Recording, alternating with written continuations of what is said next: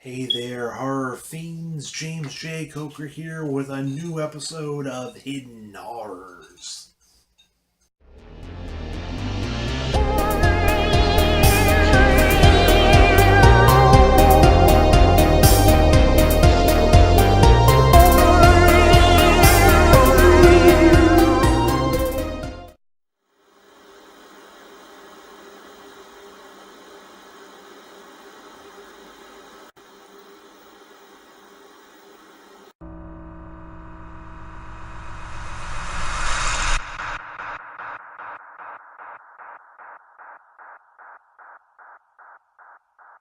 Now, horror fiends, when you think of a killer robot horror film, naturally everybody goes to one film, The Terminator, and then the Terminator sequels, which are much more actiony, but the first Terminator, especially the last 20 minutes, you know.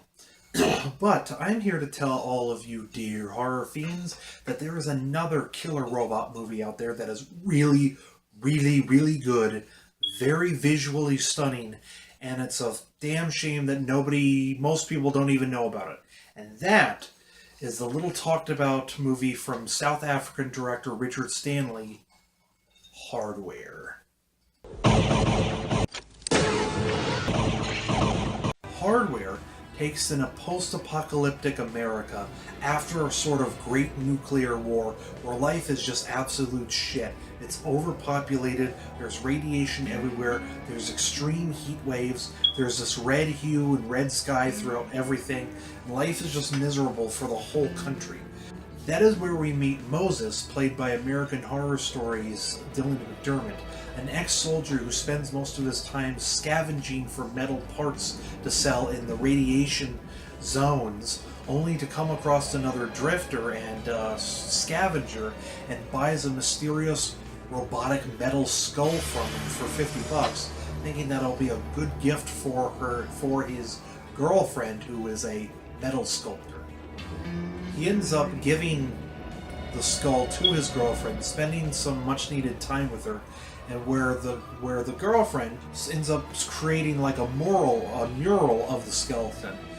Little do they know, though, and Dylan McDermott, Moses' friend, finds out, is that the skull actually belongs to a failed government project, the Mark 13 project, which was killer robots designed as population control. Soon, the robot skull actually starts to reconstruct itself with the spare parts around the girlfriend's apartment, and actually comes back to life and starts to attack the poor girl, and Dylan McDermott leaves to go talk to a friend and find out the truth about this robotic skull. What happens, though, is the robot torments and terrorizes the girl in her apartment, and every time somebody checks up on her, they meet a very grisly fate themselves, like this fucking awesome scene right here. You don't want to keep these closed. You won't be able to see Santa Claus coming.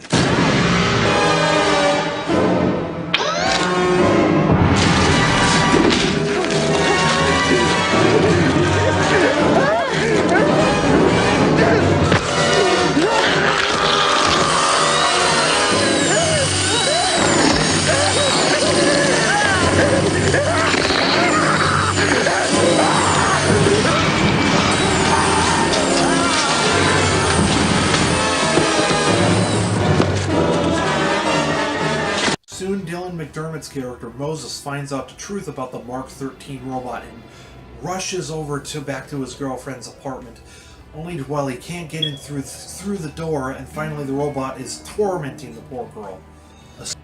Spoiler, a series of events happen where Moses is infected with a deadly toxin from the Mark 13 robot, and what begins as a really trippy, emotional scene.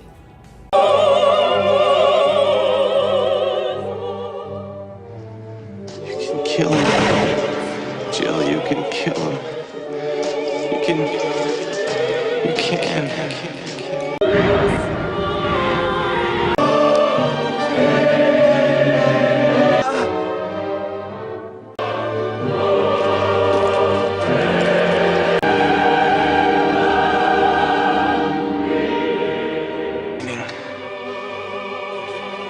I dreamed it was raining. Jill, baby. Listen, there's a defect. Light! Light! Fire! No! Hands! Hold hands! Together!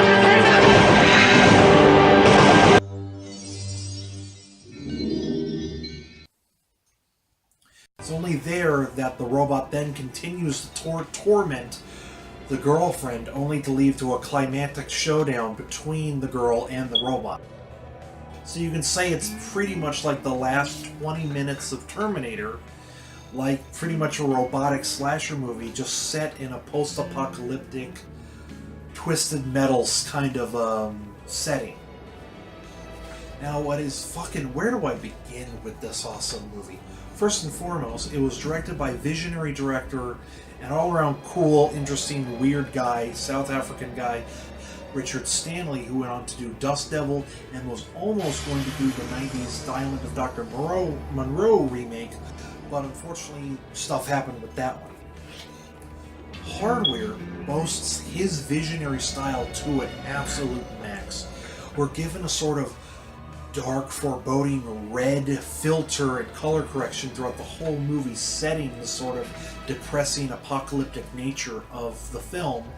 All the while, we're given visually stunning, beautiful imagery and style throughout, and camera work.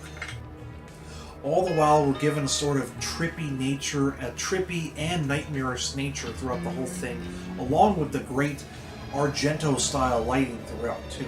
So this man clearly has a vision and oozes with style every single frame of this film. And not only is the style of this film so fucking awesome, but not only that, there is a lot of tension between the robot. Now, it's a little bit of a slow build, so when the Mark 13 finally comes into action, but during that time, the dread starts to stack through the camera work, through the lighting, through the dialogue between the characters. You're waiting for it, and when it does happen, the tension is just almost palpable throughout the rest of the film, and it's really, really well done. Well, not to mention, the movie also boasts some really good music from Simon Boswell and strong gothic metal, punk-ish music from Ministry and Public Image.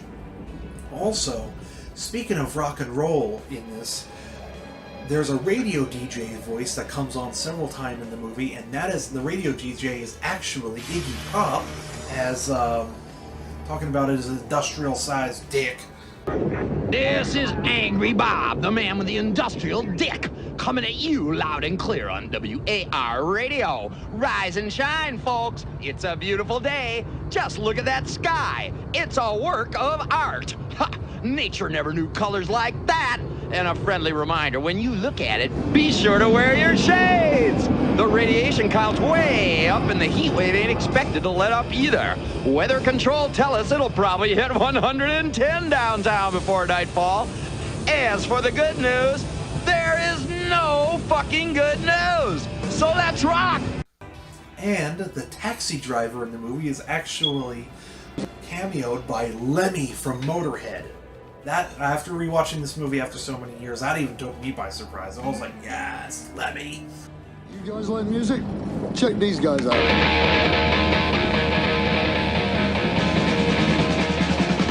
So, the reason why this movie should be getting much more love is that because of rights issues in the 90s, the movie was actually still stuck in VHS limbo for quite some time. In fact, a lot of people could either find the movie either on VHS or bootleg DVDs, like the one I have right here, which is a really decent bootleg, even with a main menu on it and everything and deleted scenes.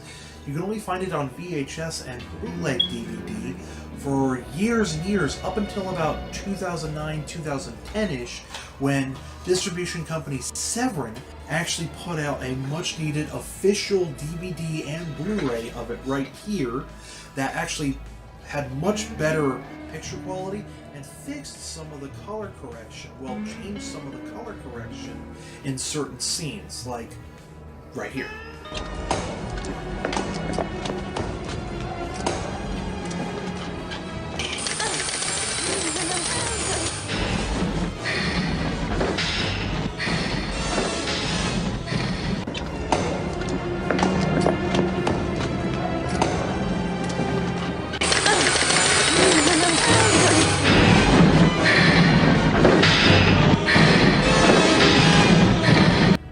don't get me wrong, I like this official DVD release because the picture quality is a lot clearer and you can see a little bit more.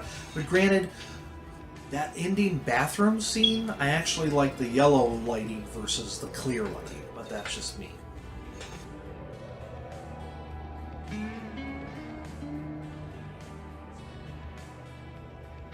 So guys, if you want a killer robot movie but don't want to watch the Terminator franchise for the billionth time, seek out Richard Stanley's Hardware. It is such a wonderful mix of all these cool things in one to make such a fucking awesome killer robot movie, filled with some good gore scenes like the one you just saw earlier, not to mention a sliced in half body and a scene where the Mark 13 even uses a fucking chainsaw. So guys, seek out this wonderful, wonderful, wonderful killer robot movie that is stylish, visionary, trippy, nightmarish, fucking rock and roll, all these good things in one. This sucker's fucking awesome.